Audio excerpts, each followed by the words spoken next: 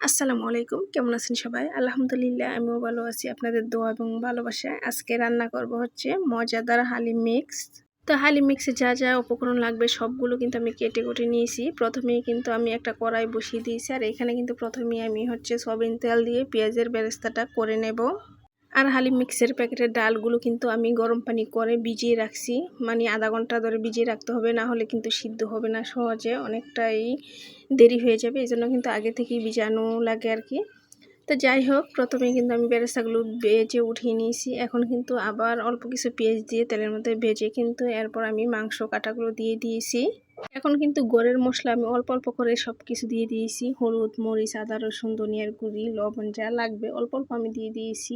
তারপরে কিন্তু আমি হচ্ছে হালিম মিক্সের মশলাটা দিয়ে দিয়েছি। দিয়ে কিন্তু আমি কিছুক্ষণ কষিয়ে নেব এখানে।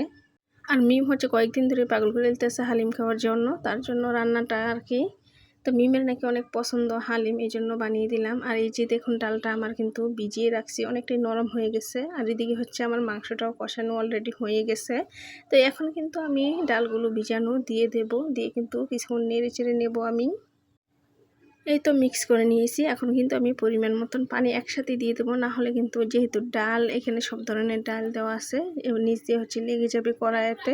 তো এই জন্য আমি সব পরিমাণ মতন পানি দিয়ে দিছি। আর এদিকে হচ্ছে বুরিন্দা হচ্ছে দোকান থেকে নিয়ে এসেছিলো মিমের আব্বু। তো ওই প্যাকেটগুলো আমি হচ্ছে একটা বক্সে ভরে রেখে দিয়েছি, আর কয়েকটা আমি খাচ্ছিলাম আর কি।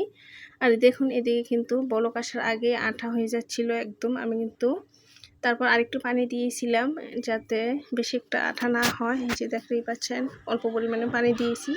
আর একটু মজা হওয়ার জন্য কিন্তু আমি একটা ম্যাগি মশলা দিয়ে দিয়েছি এখানে।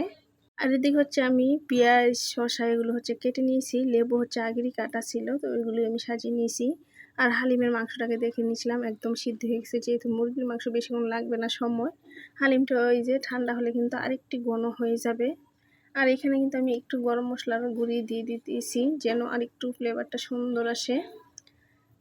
তো নেড়ে ছেড়ে বারবার নিতে হবে, না হলে নিচ দিয়ে লেগে যাবে আর কি। তো মশলাটা আমি মিক্স করে নিয়েছিলাম। এই তো আলহামদুলিল্লাহ হালিমটা আমার রান্না একদম কমপ্লিট হয়ে গেছে। এই যে এই পরিমাণ থাকলে কিন্তু উঠিয়ে নিতে হবে হালিমটা, না হলে কিন্তু ঠান্ডা হলে আরেকটু ঘন হয়ে যাবে।